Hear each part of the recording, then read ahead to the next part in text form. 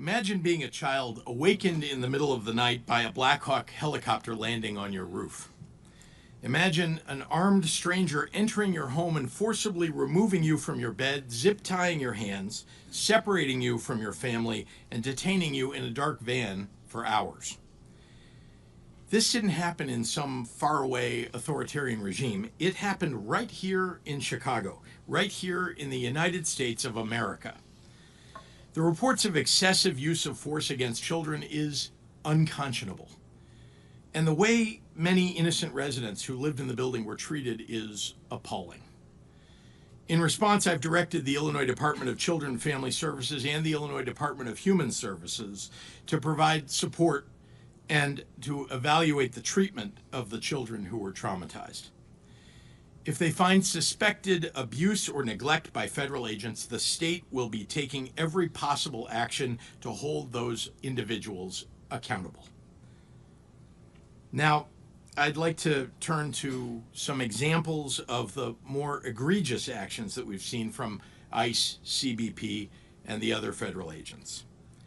Over the past several weeks, it has been made abundantly clear that Trump's invasion force is not going after the worst of the worst, like he said.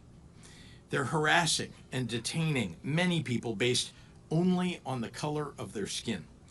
Tamale vendors, delivery people, people looking for work at Home Depot, and even families just out and about enjoying themselves on a sunny day.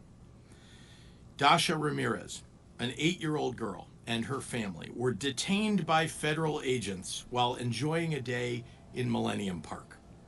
Witnesses saw her crying and clutching her doll. Honestly, what danger did they represent?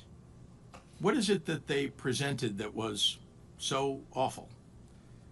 And how did detaining them make anyone safer?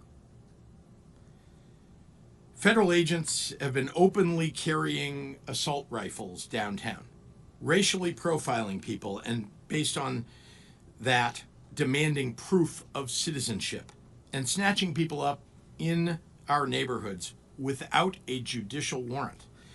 All of it rightfully has Illinoisans very upset.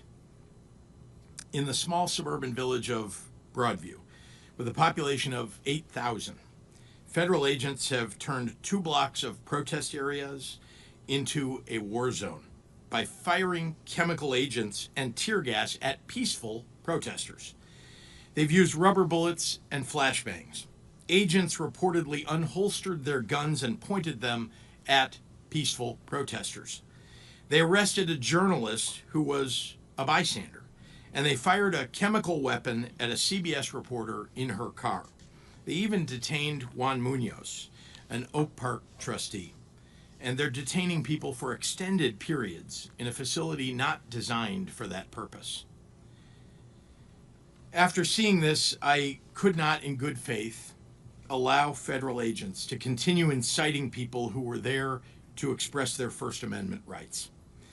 At the request of the Broadview Police Department and with the help of the Cook County Sheriff's Office, we sent backup to ensure people could safely express their rights while also protecting nearby Broadview residents who have had ICE and CBP operating in their neighborhoods in an aggressive fashion and interfering with their daily lives.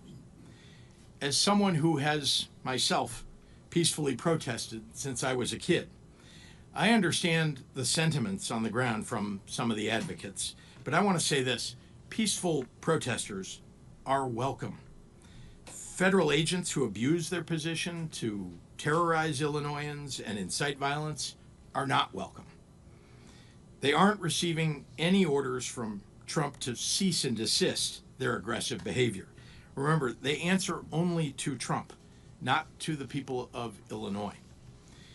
In case there's any doubt about that, Noam, Bovino, and their agents have been escalating the situation outside the ICE facility and inhibiting the Broadview police from doing their jobs. At one point, state police asked CBP leaders for time to move the crowd to avoid any unnecessary confrontations. Rather than give state police time to protect the protesters and the ICE agents, Kristi Noem chose to drive her motorcade through the protesters to create clashes. Shortly after, Bovino came out to threaten mass arrests. These stories are only scratching the surface.